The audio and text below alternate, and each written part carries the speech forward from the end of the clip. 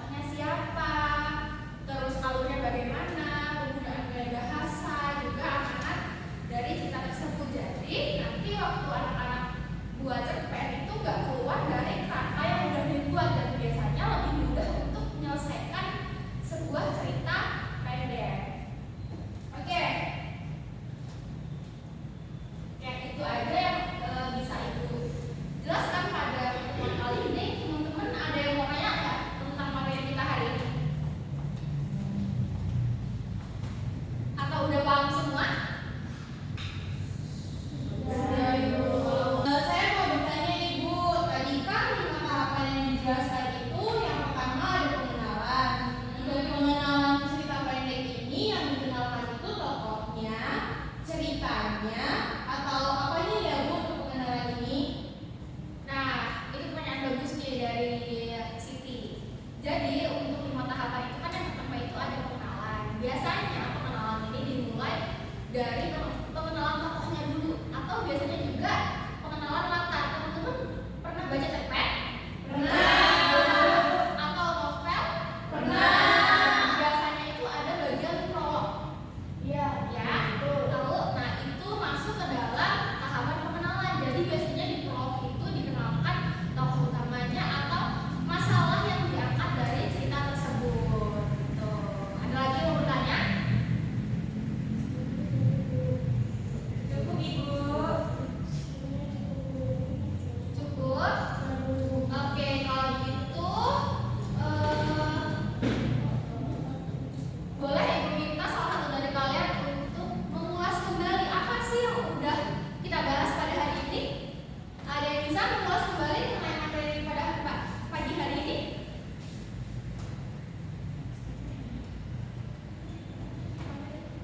Ayo, siapa nih yang mengulas?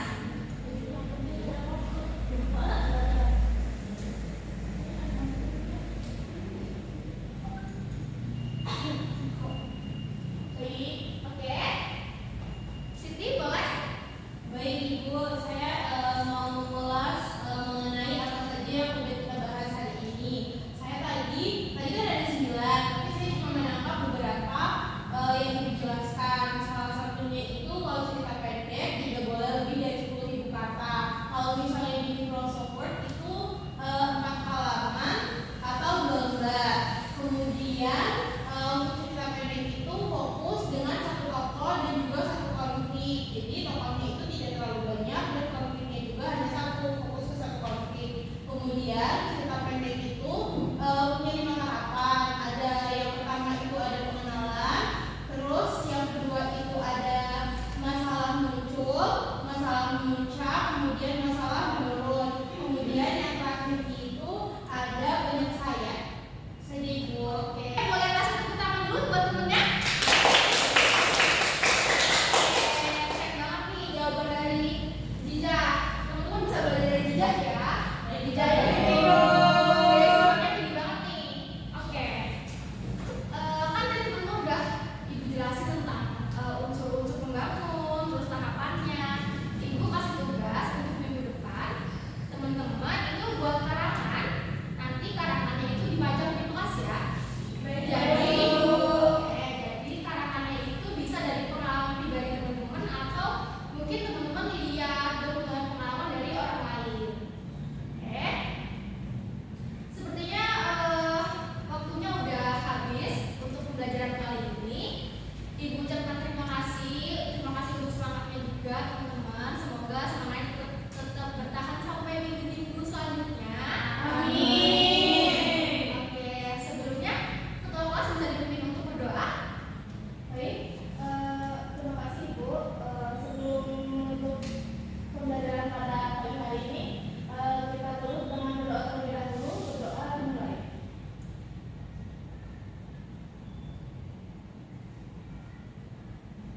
Selesai. Ibu akhiri teman-teman. Ibu akhiri anak-anak. Wassalamualaikum warahmatullahi wabarakatuh. Waalaikumsalam warahmatullahi wabarakatuh. Terima kasih Bu.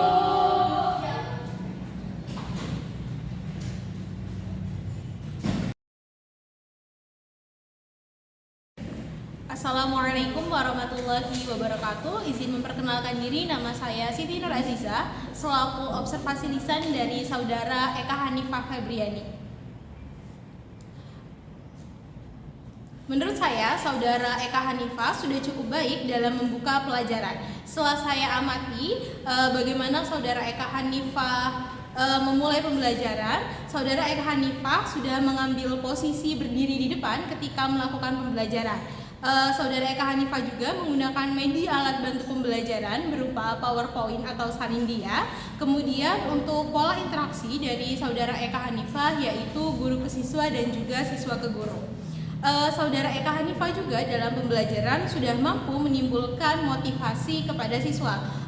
Saudara Eka Hanifah fokus kepada menimbulkan kehangatan dan juga keantusiasan di antara siswa. Kemudian, Saudara Eka Hanifah juga sudah memberikan acuan. Saudara Eka Hanifah sudah menjelaskan terlebih dahulu mengenai tujuan yang ingin dicapai dalam pembelajaran. Kemudian, Saudara Eka Hanifah juga dapat membuat kaitan atau persepsi antara pembelajaran yang sebelumnya dengan pembelajaran yang akan dilakukan pada hari tersebut. Kemudian, dalam menutup pembelajaran, Saudara Eka Hanifah sudah dapat meninjau kembali mengenai pembelajaran yang telah berlangsung. Saudara Eka Hanifah dapat memancing siswa untuk memberikan mengulas mengenai pembelajaran yang telah dilakukan. Hal tersebut juga diharapkan dapat memastikan bagaimana pengetahuan siswa tentang pelajaran yang telah Saudara Eka Hanifah sampaikan. Kemudian, untuk bagian mengevaluasi, Saudara Eka Hanifah menggunakan demonstrasi dalam menyampaikan pembelajaran. Kemudian untuk refleksi akhir pembelajaran, Saudara Eka Hanifah merefleksi dari siswa mengenai pembelajaran yang telah disampaikan. Demikian yang dapat saya sampaikan. Saya akhiri. Wassalamualaikum warahmatullahi wabarakatuh.